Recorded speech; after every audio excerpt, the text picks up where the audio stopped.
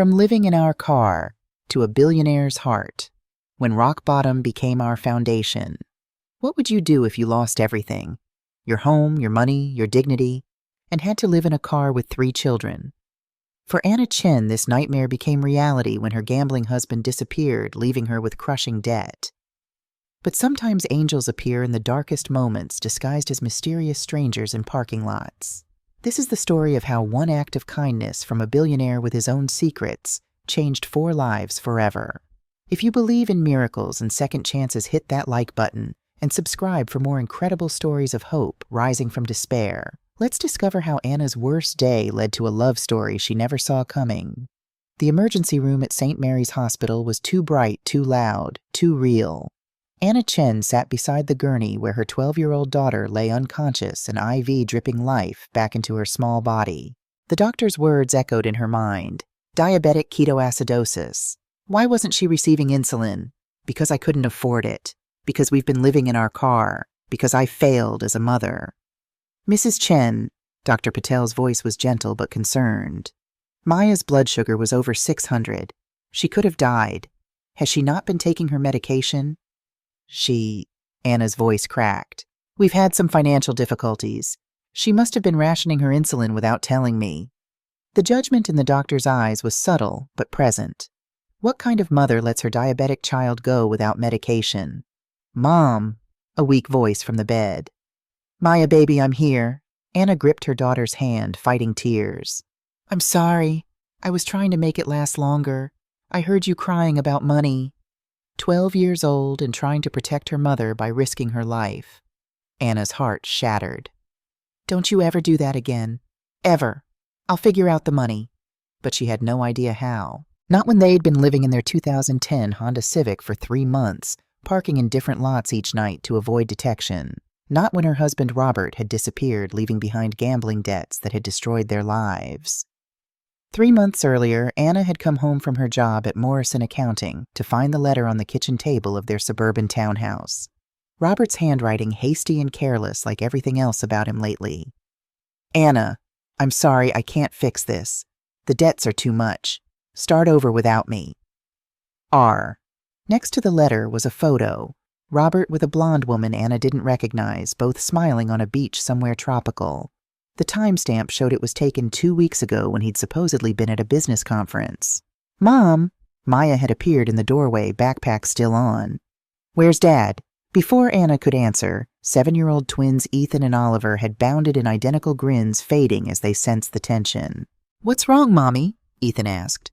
Why are you crying? Oliver added. She wasn't crying. Not yet. That would come later after she'd discovered the extent of Robert's betrayal. The second mortgage he'd taken without her knowledge. The credit cards maxed out in her name. The gambling debts to dangerous people. The embezzlement from her employer using her access codes. $500,000. He'd destroyed their lives for $500,000 and a blonde woman named Veronica. The house was gone within a month. Her job disappeared when the embezzlement was discovered. She wasn't charged, but Morrison Accounting couldn't keep her. Her parents were dead. Robert's family had never approved of the mixed-race marriage, and her pride wouldn't let her beg friends for help. Which was how they'd ended up living in their car trying to survive on the $247 that remained after Robert had cleaned out their accounts. It's an adventure, she told the twins the first night parking at a 24-hour Walmart. Like camping. Camping is supposed to have s'mores, Oliver had pointed out. And bathrooms, Ethan added. Maya had said nothing, just held her brothers while they slept her eyes too, knowing for a 12-year-old. They'd developed routines. Wake before the security guards made rounds at 6 a.m. Bathroom runs at McDonald's where Anna would buy 1 coffee and the kids would wash up in the restroom. Library during the day. Free Wi-Fi air conditioning, and Anna could job hunt while the boys did homework. Maya would help them, never complaining about missing school, though Anna knew it was killing her. Evenings were the hardest. Finding a safe place to park, making sandwiches on the trunk of the car, teaching the boys multiplication tables by streetlight, singing them to sleep while watching for threats, and through it all hiding Maya's diabetes from anyone who might call Child Protective Services. The insulin they'd had ran out after 6 weeks. Anna had tried everything. Charity programs had waiting lists. Emergency rooms would only treat acute symptoms, and black market insulin was beyond their means. So Maya had started rationing, taking just enough to stay functional, not enough to stay healthy. "I'm tough, Mom," she'd insisted. "Dad's Asian genes, remember, were built strong." But she wasn't strong enough to survive without medication indefinitely. It had been exactly 3 months since Robert left when everything changed. They were parked in their usual Walmart spot, the boys asleep in the back, Maya reading by flashlight, when someone knocked on the window. Anna's heart had raced. Police security worse. But the man standing there wasn't any of those things. He was tall, early 40s, with silver threading through dark hair and eyes that seemed both sad and kind. His suit probably cost more than their car. "I'm sorry to bother you," he'd said when Anna cracked the window. "But it's supposed to drop below freezing tonight. That's dangerous with children." "We're fine," Anna had said automatically. "No, you're not." His voice was gentle. "I've been watching for the past week. Not in a creepy way," he added quickly. "I own the building across the street. I've seen you here every night. Please don't call the police. My kids—" "I'm not calling anyone." He'd pulled out his wallet, extracted $500 bills. "For tonight, get a motel room, somewhere warm." "I can't take your money. It's not charity. Call it paying forward an old debt." He'd handed her a business card, completely blank except for a phone number. "Call me tomorrow. I might have a job for you." "Doing what I don't—" "I'm not—" "You're an accountant, aren't you? Anna Chen, formerly of Morrison Accounting?" She'd frozen. "How do you know who I am?" "Because James Chen was your father." The man's voice had gone soft. "And 20 years ago, he saved my life." Before Anna could respond, he'd walked away, disappearing into the night like a ghost. "Who was that?" Maya had asked from the back seat. "I don't know. But the money was real. They'd gotten a motel room, 2 beds, heat-hot showers.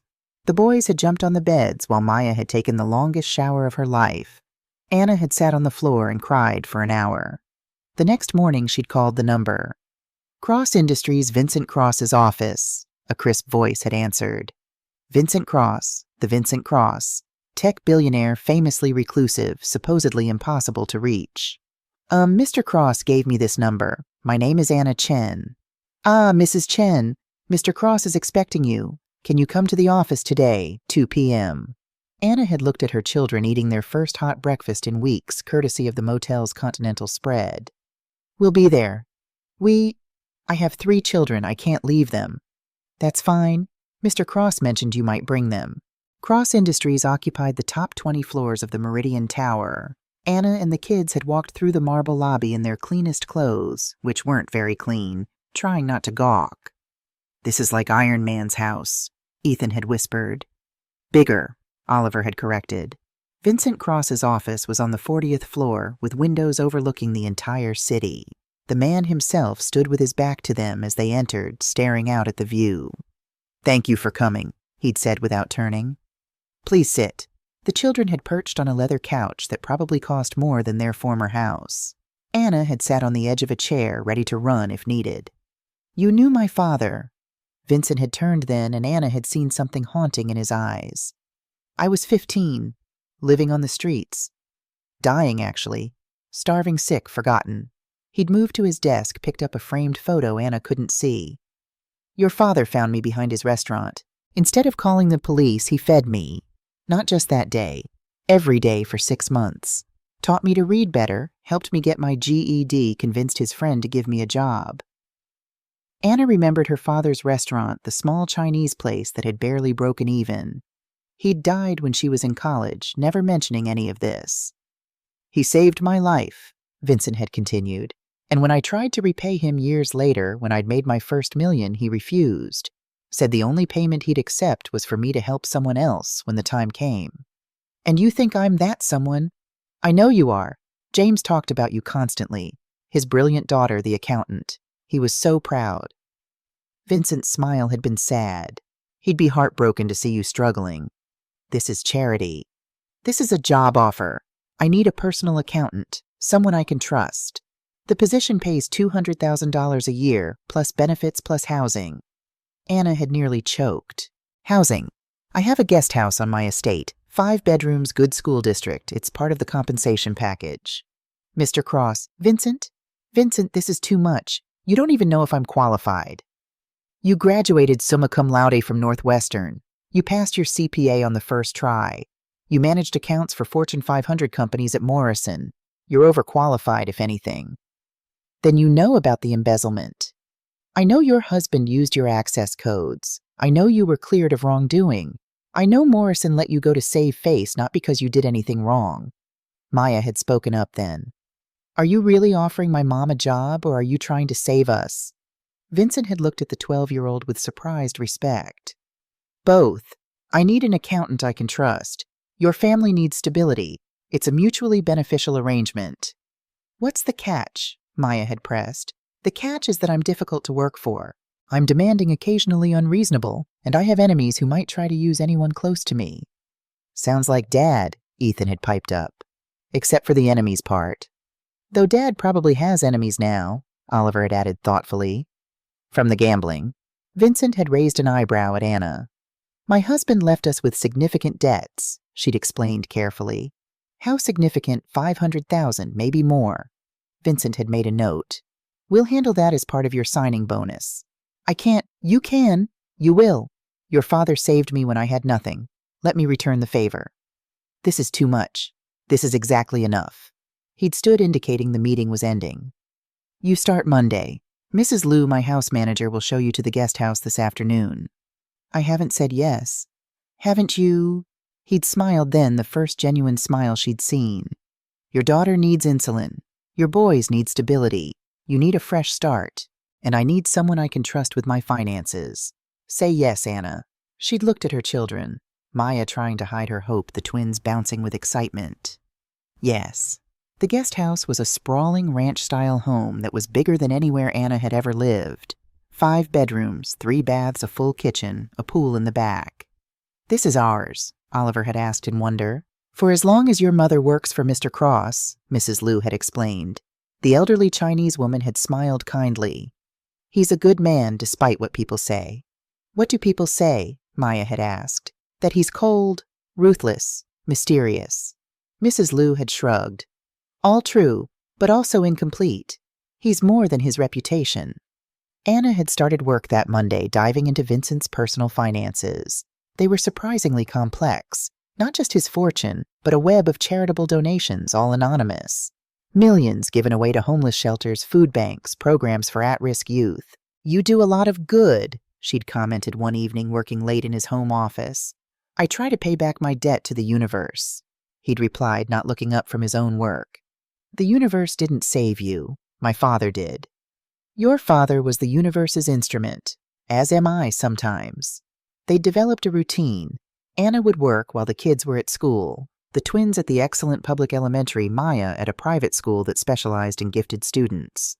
Afternoons were for homework and family time. Evenings, she'd often return to work after dinner, Vincent teaching the boys chess while Maya read in the corner. It was during one of these evenings that Vincent had noticed Maya checking her blood sugar. How long has she been diabetic?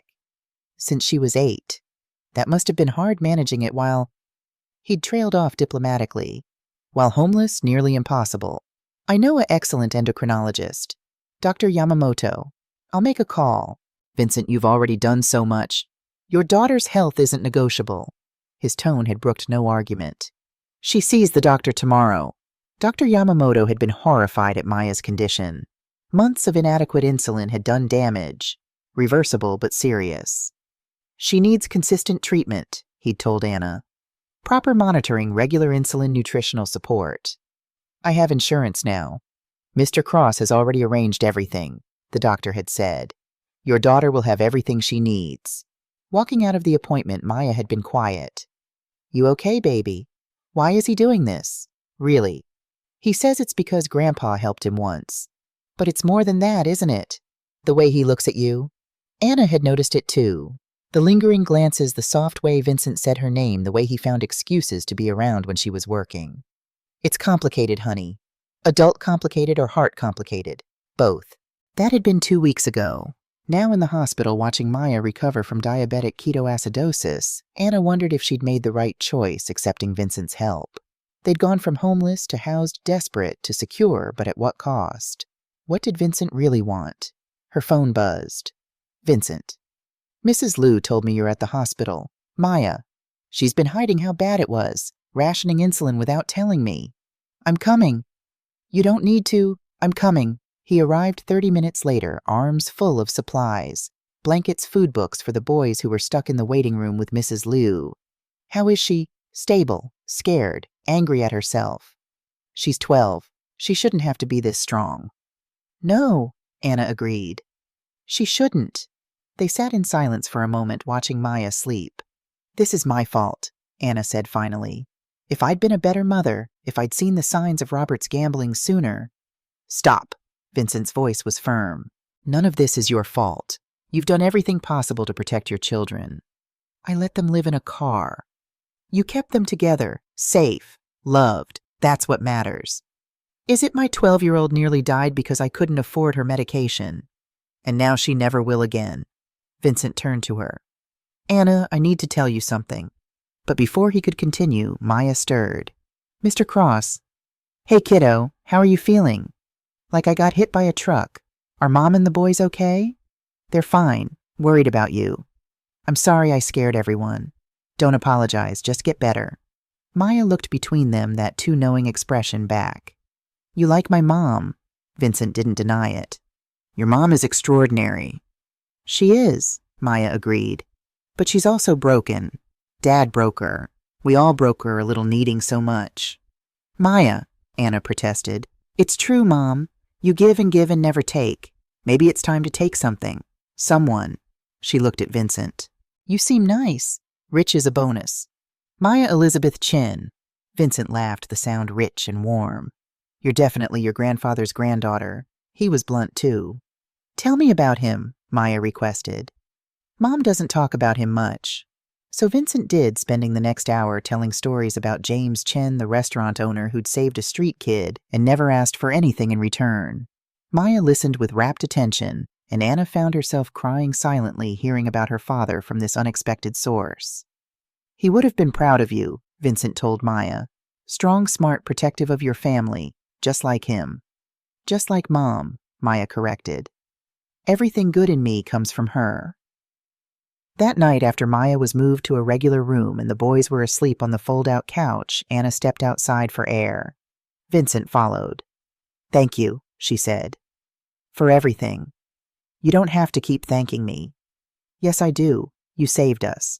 Your father saved me first. It's more than that, though, isn't it? Anna looked at him directly. Maya's right. You have feelings for me. Vincent was quiet for a long moment. Yes, but that's not why I helped you. I helped because it was right. The feelings, those came later. How much later? About 5 minutes after you walked into my office, determined to refuse my charity even though you desperately needed it. He smiled slightly. You were magnificent. Proud, fierce, unbroken, despite everything. I was broken. Am broken. No, bent maybe, stressed, but not broken. Broken things don't protect others the way you protect your children. Vincent, I'm not asking for anything, Anna. I know you're not ready, may never be ready. I just wanted you to know. I know, she said softly. I've known for weeks. And I'm terrified. The last man I trusted destroyed everything. I'm not Robert. No, Anna agreed. You're not. She reached out, took his hand. It was warm, steady, safe. I can't promise anything, she said. I'm not asking for promises, just possibility. Okay. Maybe we start with dinner, a real date once Maya's home and stable. Vincent squeezed her hand. I'd like that. Mr. Cross and Mom sitting in a tree, a weak voice called from inside. Maya, you're supposed to be sleeping, Anna called back. Kissing, Maya continued. Vincent laughed. Your daughter is incorrigible. She gets it from her grandfather, apparently. They stood there, hands linked, watching the city lights below. For the first time in months, Anna felt something besides fear and desperation. Hope. But in the shadows of the parking garage, someone else was watching. Robert Chen lowered his camera, having captured the moment between his wife and her benefactor. Got them, he said into his phone. Good, a female voice replied. Time to remind my dear brother that everything has a price, even kindness. 2 weeks after Maya's hospital stay, life had settled into something approaching normal. The guest house felt like home now the boys were thriving in school, and Maya's health was stable with proper medication and monitoring. Anna had even agreed to that dinner with Vincent, though they hadn't set a date yet. She should have known it was too good to last. The doorbell rang on a Tuesday morning just after the kids had left for school. Anna opened it to find Robert standing there, looking nothing like the man who'd abandoned them 4 months ago.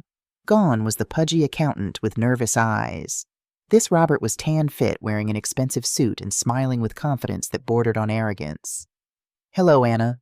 Her first instinct was to slam the door. Her second was to call the police.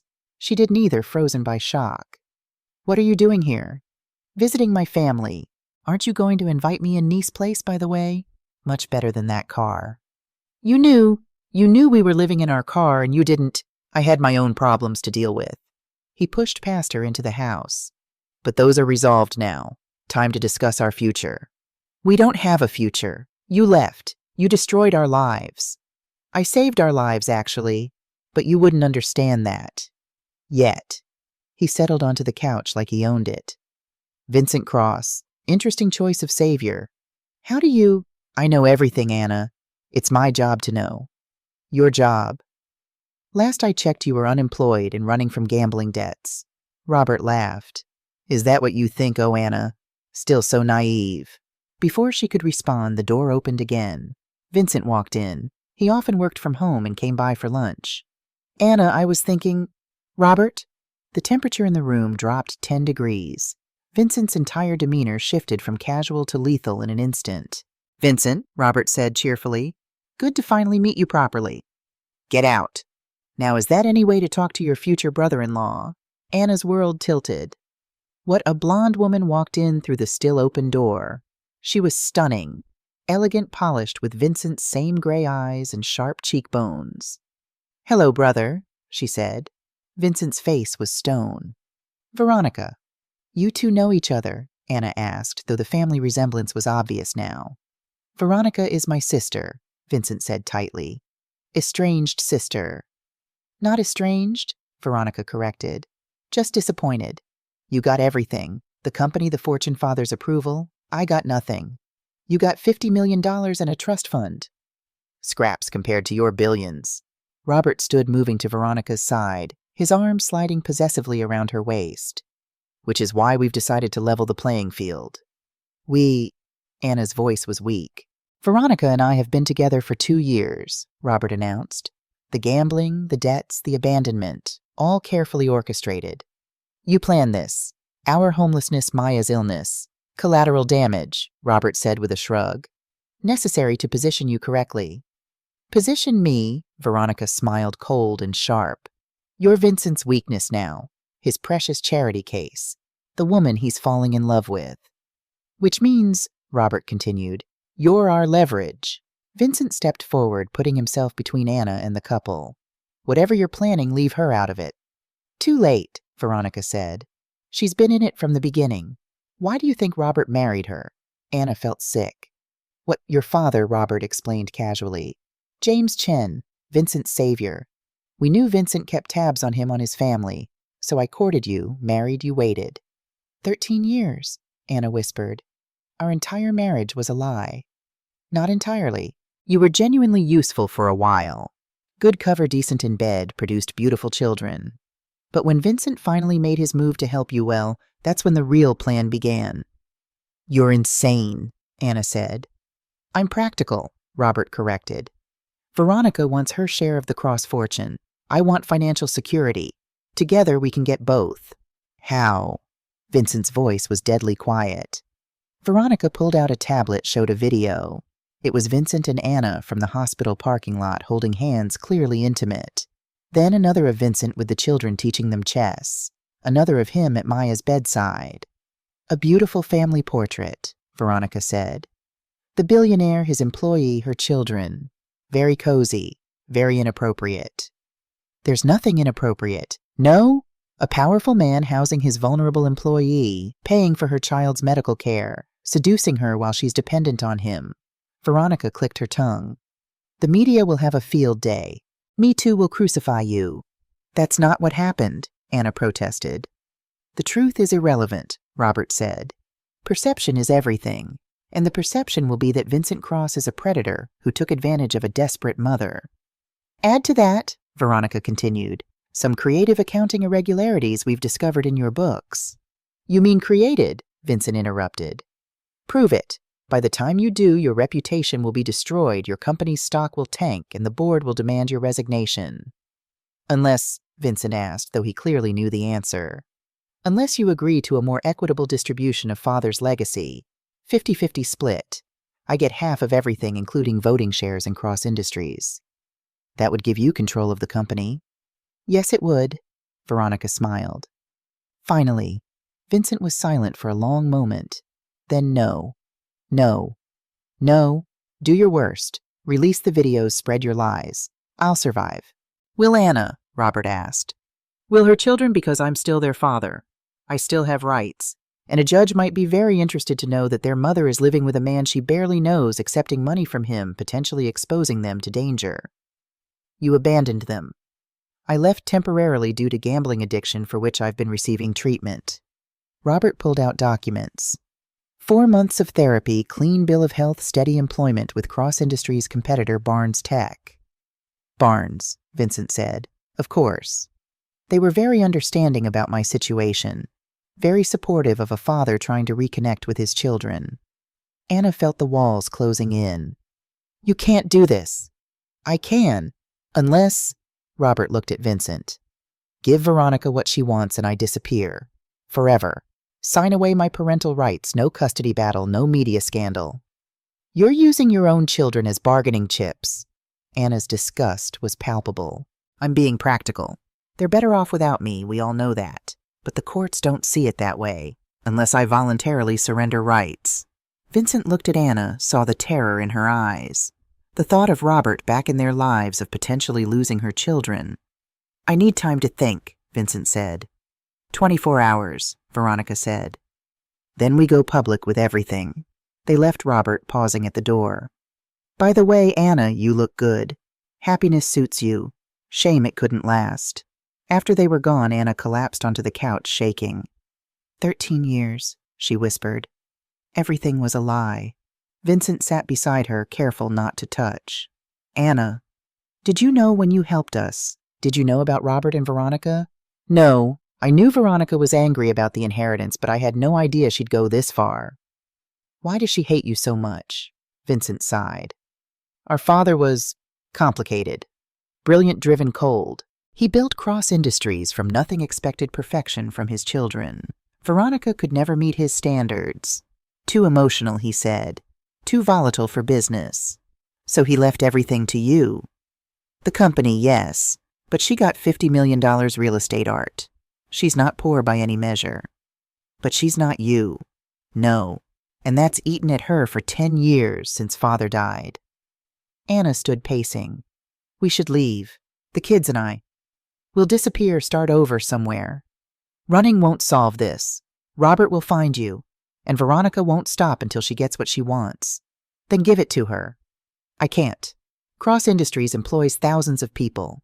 Veronica would destroy it out of spite. She doesn't want to run it. She wants to punish me with it. So what do we do? Vincent stood, took her hands. We fight.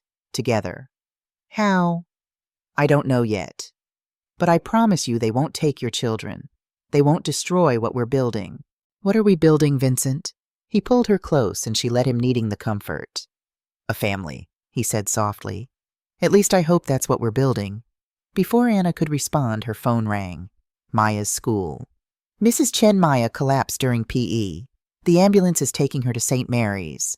Anna's blood went cold. Her blood sugar. We're not sure. She was conscious but disoriented. Vincent was already grabbing his keys. Let's go. At the hospital, they found Maya awake but pale, an IV in her arm. I'm okay, she said immediately. Just got dizzy. Dr. Yamamoto looked concerned. Her blood sugar was normal, but her blood pressure spiked dangerously. Has she been under stress? Anna thought of Robert's reappearance, the threats. Some family issues. Mom, Maya said. I saw Dad. What when? This morning, before school. He was parked outside. He waved. Vincent's jaw tightened. Did he approach you? No, but seeing him, I guess it freaked me out more than I thought. Sweetheart, why didn't you tell someone? I didn't want to worry you. You've been so happy lately. Maya looked at Vincent. Both of you. Dr. Yamamoto prescribed mild anxiety medication and recommended therapy. Stress can be as dangerous for diabetics as sugar imbalances. Maya needs stability. After he left, Vincent made a call. Marcus, I need security on the Chen children. Discreet but constant. Yes, all 3. Is that necessary? Anna asked. Your ex-husband is escalating, showing up at Maya's school. That's a message. What kind of message? That he can get to them anytime he wants. That evening, after Maya was home and the boys were asleep, Anna found Vincent in his home office surrounded by files and computer screens. What are you doing, fighting back? Veronica thinks she has me cornered, but she's forgotten something.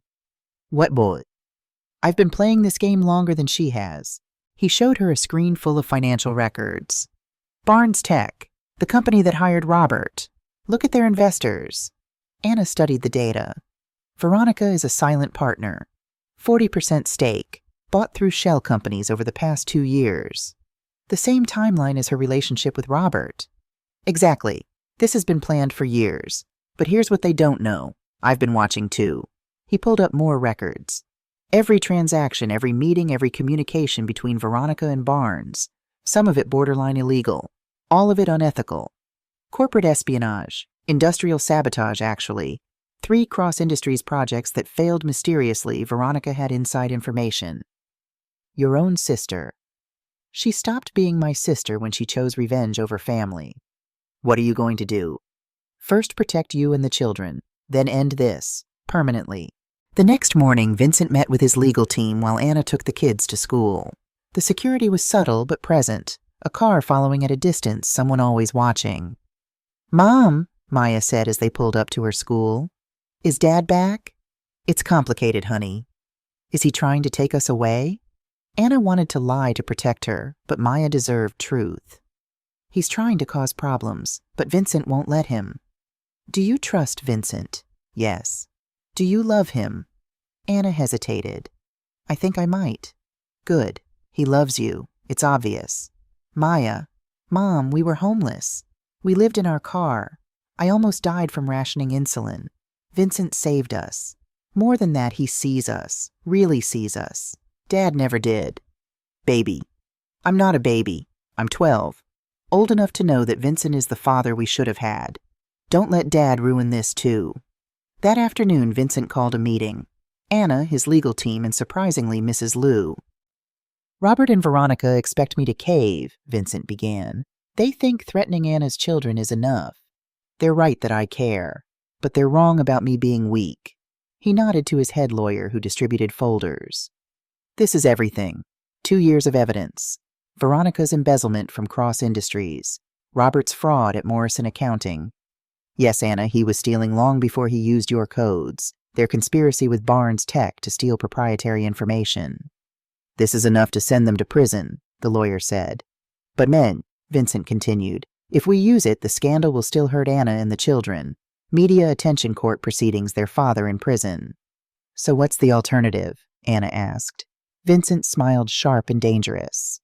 We give them exactly what they want, and then we take it all back. He explained his plan. It was brilliant, ruthless, and risky. You're going to let Veronica think she's won? Anna asked. I'm going to give her control of Cross Industries, publicly, with great fanfare. But first, I'm going to move all the actual assets to a new company. Cross Industries will be a shell-worthless paper. By the time she realizes it, I'll have rebuilt under a new name, and she'll have nothing but debt and worthless stock. That's devious. That's business and justice. What about Robert? Robert is easier. We offer him what he really wants, money and freedom. $10 million to disappear forever and sign away his parental rights. We're buying him off. We're investing in your children's future. $10 million is nothing compared to their safety and happiness. Mrs. Liu spoke for the first time. There's another way. Everyone turned to her. I've been doing my own investigating, the elderly woman said. Robert has other debts, other enemies, in Singapore where he traveled 6 months ago. Gambling debts? Vincent asked.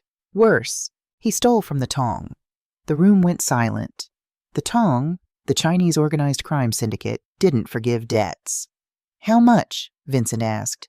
5 million, due in 2 weeks. He's desperate, Anna realized. That's why he's doing this now. More desperate than you know, Mrs. Liu continued. The Tong has already sent collectors. Robert needs money or he's dead. Vincent stood pacing. This changes things. We can use this. How we make him a better offer. 20 million to disappear, but only if he gives us everything on Veronica. Recorded conversations, documents, proof of her crimes. He'll betray her to save his life in a heartbeat. Anna felt dirty just discussing it. This is all so cold. Vincent knelt beside her chair. They threatened your children. They used your father's memory against us. Cold is the only language they understand. That night, Anna couldn't sleep. She found Vincent on the guest house porch, staring at the stars. Can't sleep either, she asked, thinking about my father. How disappointed he'd be in Veronica. Or proud. She's exactly as ruthless as he was from what you've said. Maybe that's the problem. She got his ambition, but not his vision. His ruthlessness, but not his purpose. Anna sat beside him. Vincent, there's something I need to tell you. He looked at her, waiting. I know this started as obligation, your debt to my father, but somewhere along the way, it became real, he finished. Yes, for me too. But how can we build something real on a foundation of lies and manipulation? We don't. We build on truth, the truth that I love you, that I love your children, that I want to protect all of you, not out of obligation, but out of choice. Vincent, he kissed her. Soft at first, then deeper as she responded. When they pulled apart, both were breathless. I love you too, she whispered. Despite everything, because of everything. Then we fight for this, for us, for them. Together, together. Inside the main house, a phone rang. Vincent answered, listened, then smiled. Robert just contacted my lawyer. He wants to make a deal. He's turning on Veronica. Faster than I expected. Fear is a powerful motivator. So we win. Not yet, but we're about to. The meeting was set for neutral ground, a conference room at the Four Seasons Hotel. Robert arrived first, nervous and sweating despite the air conditioning. He'd lost the confident swagger from 3 days ago, replaced by the desperate energy of a trapped animal. Vincent and Anna entered together, flanked by lawyers. Anna had insisted on coming despite Vincent's concerns for her safety. I need to see his face when he signs away our children, she'd said. I need that closure. Robert didn't meet her eyes. Let's make this quick. Vincent's lawyer placed a document on the table. $20 million transferred to an account of your choosing in exchange for complete termination of parental rights and full cooperation regarding Veronica Cross. I want immunity too, for the Morrison embezzlement. You'll have to work that out with the DA, but we won't pursue charges. Robert signed quickly, his hand shaking. The Tong collectors are already in the city. I need that money today. First, the information on Veronica. Robert pulled out a drive. Everything. Recordings, emails, documents. 2 years of evidence. Vincent's lawyer reviewed the files, quickly nodded. It's comprehensive. The money. Robert pressed. Vincent made a call. Transfer it. Robert's phone pinged. He checked it, visibly sagging with relief. It's done, P. Our business is concluded, Vincent said coldly. The parental rights termination is effective immediately. Robert stood to leave, then paused. Anna. She looked at him. This man she'd once loved had children with, built a life with. I know you won't believe me, but I did love you once. Before Veronica, before the plan. The first few years were real. Were they? Or was I just a convenient target from the beginning? Both, maybe. I don't know anymore. He looked older, defeated. Take care of them. The kids. They deserve better than me. They always did. Robert left without another word. Anna wouldn't see him again. He'd disappear to Southeast Asia, eventually dying in a boating accident 3 years later, though she wouldn't learn about it until much later. Are you okay? Vincent asked. I will be. What about Veronica? She's about to get everything she wanted, and lose everything that matters. The trap was elegant in its simplicity. Vincent publicly announced he was stepping down as CEO of Cross Industries, naming Veronica as his successor. The media went wild, the reclusive billionaire giving up his empire to his estranged sister. Veronica was triumphant at the press conference, glowing with victory. "This is long overdue justice," she told reporters. "My father would be proud to see Cross Industries under proper leadership finally." What she didn't know was that Vincent had spent the previous 48 hours moving every valuable asset, every patent, every contract to a new company, Phoenix Technologies. Cross Industries retained only the name, the building, and approximately $10 million in debt. She also didn't know that Robert's evidence had been turned over to the FBI. The arrest came during the board meeting where Veronica was supposed to take control. Federal agents walked in just as she was giving her victory speech. "Veronica Cross, you're under arrest for corporate espionage, fraud, and conspiracy." The look on her face, shock transforming to rage, transforming to defeat, was something Anna would remember forever. "Vincent," Veronica screamed as they cuffed her. "You did this." Vincent stood calmly. "You did this to yourself. You had $50 million in a trust fund. It wasn't enough. You wanted to destroy me, used Anna and her children as weapons. Now you have nothing. You're my brother. You stopped being my sister the day you chose revenge over family." As they led her away, she looked at Anna. "You think you've won? He's just like father. Cold calculating. He'll destroy you too eventually." Anna stepped forward. "No, he's nothing like your father. He knows how to love." That night, the media storm was intense. Vincent Cross, the reclusive billionaire, had outwitted corporate raiders, including his own sister. Phoenix Technologies was already valued at twice what Cross Industries had been. But in the guest house, none of that mattered. Anna was making dinner while the kids did homework, Vincent helping the twins with math. "Mr. Vincent," Ethan asked, "are you our dad now?" "That's complicated," Vincent said carefully. "Our real dad signed papers, right?" Oliver added. Mom explained, "He doesn't want to be our dad anymore." "So we need a new one," Ethan concluded with 7-year-old logic. Plus, Anna warned from the kitchen. "It's okay," Vincent said. "You don't need a new dad, but if you want, I'd like to be part of your family." "Like a stepdad?" Maya asked, looking up from her book. "If your mom agrees, someday." "Mom agrees," Anna called out. "Mom," Maya protested. "You're supposed to be mysterious and make him work for it." "I think he's worked enough," Anna said, coming to join them, "saving us, protecting us, choosing us over his sister." "So, we're a family now?" Oliver asked hopefully. Vincent looked at Anna, who nodded. "Yes," he said. "We're a family." 6 months later, the wedding was small. Just the children, Mrs. Lou Vincent's legal team, who'd become friends, and surprisingly Anna's mother, who'd flown in from Florida. "I never liked Robert," her mother said, adjusting Anna's veil. "Your father didn't either, but you were so determined." Dad would have liked Vincent. He would have loved him.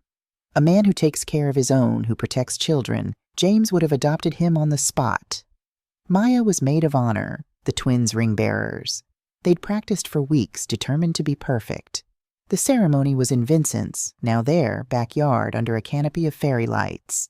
Vincent had tears in his eyes as Anna walked toward him, the children beside her. "You're supposed to give her away," the officiant told Maya. "I'm not giving her to anybody," Maya said firmly. "We're a package deal. He gets all of us or none of us." "All of you," Vincent said immediately. "Always all of you." The vows were simple but profound. Anna, Vincent said, "You and your children brought light back into my life. You showed me that family isn't about blood or obligation, but about choice. I choose you, all of you, every day for the rest of my life." "Vincent," Anna replied, "you saved us in every way a person can be saved. You showed my children what a real father looks like. You showed me that love isn't about being perfect, but about being present. I choose you with all your complications for all our days." "And we choose both of you," Ethan shouted, making everyone laugh. Later at the reception in the transformed garage, Maya gave a speech that left no dry eyes. "A year ago, we were living in our car. Mom was crying every night when she thought we were asleep. I was dying literally because we couldn't afford insulin. We had nothing except each other." She looked at Vincent. "Then you appeared. Like magic, like a fairy tale, except better because it was real. You didn't just save us from being homeless. You saved us from being hopeless." She turned to the small crowd. "People might say this is too fast, that we barely know each other. But when you've been at the bottom, you recognize real kindness, real love, and that's what Vincent gives us every day. She raised her glass of sparkling cider. To my mom, who kept us together when everything fell apart. To Vincent, who put us back together better than before. And to our family. Weird, complicated, and absolutely perfect. Later, as they danced, Vincent with Anna the boys taking turns standing on his feet, Maya rolling her eyes but smiling, Mrs. Lou approached. "Your father would be so proud," she told Anna quietly.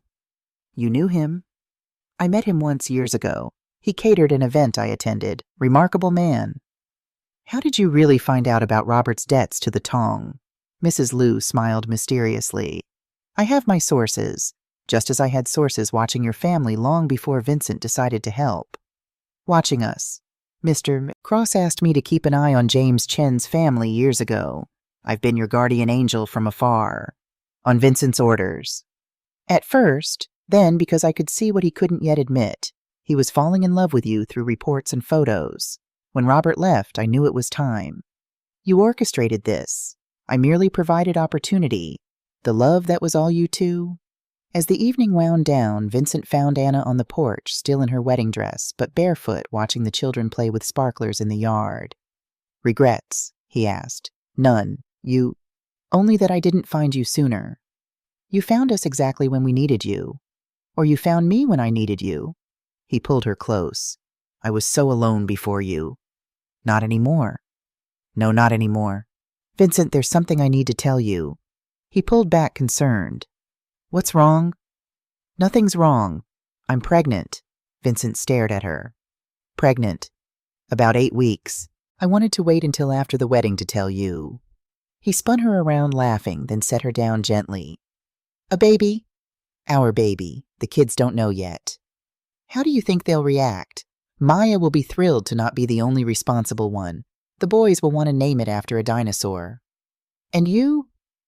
How do you feel?" "Scared, happy, complete." She touched his face. "We're really doing this, the whole family thing." "We really are." They were interrupted by Maya calling out, "Mom, Vincent, the twins are covered in mud." "How?" Anna asked. "They were trying to catch fireflies and fell in the garden." Vincent laughed. "I'll get the hose." "The hose, Vincent Cross, you are not hosing down my children." "Our children," he corrected. "And it's either that or they track mud through our house." "Our house," Anna repeated, still getting used to it. As they dealt with muddy twins, laughing Maya and an amused Mrs. Lou, Anna thought about the journey. From that night in the Walmart parking lot, freezing and afraid, to this, a family, a home love she hadn't dared dream of. Robert's betrayal had broken her, but it had also freed her. Freed her to find Vincent, to build something real, to show her children that families could be chosen, not just born. "Mom," Maya said later as Anna tucked her in, "are you happy? Happier than I've ever been." "Good. You deserve it. We all do." "Yes, baby, we do." 8 years later, the Phoenix Technologies annual family picnic was in full swing. Anna watched from a picnic table as Vincent coached the company softball team, which included 17-year-old Maya as pitcher. "Strike 3, Maya called out, her MIT early admission letter still fresh in everyone's minds. The 12-year-old twins were running the bases, having convinced everyone to let them be permanent batters. "Mommy watch," 4-year-old James called out, named for Anna's father. "I'm watching baby." He tried to hit this ball off the tee, missed completely, but ran the bases anyway, Vincent scooping him up at home plate. "Safe," Vincent declared, making James giggle. Anna's hand rested on her stomach where baby number 5 was just starting to show. Vincent caught her eye, winked. They'd agreed this would be the last one. Probably. Mrs. Cross, a young woman, approached, one of Phoenix's new interns. "I wanted to thank you for the mentorship program. As someone who aged out of foster care having this opportunity, everyone deserves a second chance," Anna said, "or a first real chance." The program had been her idea, hiring kids from backgrounds like Vincent's, like what her kids could have faced. It was wildly successful, producing some of Phoenix's best employees. "The warehouse shelter is ready for the dinner service," Mrs. Lou reported, still spry at 70. "Maya's volunteers are already there." Maya had started a program feeding the homeless, remembering their nights in the car. She'd raised millions, but more importantly, she served meals herself every week. "Mom," she said, jogging over. "Did you see Dad's hit, Dad?" She'd started calling Vincent that 2 years ago on Father's Day, making him cry. I missed it. Was it good? Terrible. But James thought it was amazing, so Dad's acting like he meant to hit it straight to the pitcher. They watched Vincent now teaching James to hold a bat patient and present. Everything Anna had once thought impossible. I love our life, Maya said suddenly. Me too, baby. We almost didn't get this. If Vincent hadn't found us, but he did. That's what matters. Do you think Dad was right, our biological dad, that the first few years were real? Anna considered. I think people are complicated. Robert probably did love us in his limited way, but his love came with conditions with prices. Vincent's doesn't. No? Maya agreed. Vincent just loves. As if summoned, Vincent appeared with James on his shoulders, the twins flanking him. Family meeting, Oliver announced. We've decided James needs a brother. Another baby, Ethan added hopefully. Anna and Vincent exchanged glances over her pregnant belly. We'll see, Anna said, which everyone knew meant yes. Yes, the twins high-fived. Can we name this one? James asked. What would you name it? Vincent asked. Dinosaur. Probably not dinosaur, Anna laughed. Batman. We'll workshop it, Vincent promised. Later, as the picnic wound down, Anna found herself standing where she'd stood 5 years ago in a Walmart parking lot, desperate and afraid. The store was gone now, replaced by affordable housing that Phoenix had built. But she could still feel the ghost of that night. Vincent found her there, always knowing when she needed him. You okay? Just remembering. Good memories or bad? Both. That was the worst night of my life. And the best because it brought me you. He pulled her close. I love you, Anna Cross. I love you too.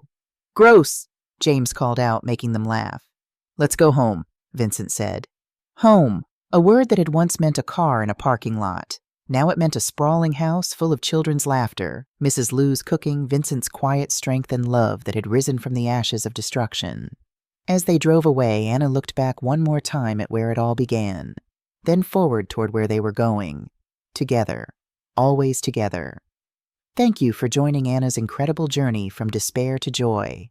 Sometimes our darkest moments lead to our brightest futures, and the family we choose becomes stronger than the one we were born into.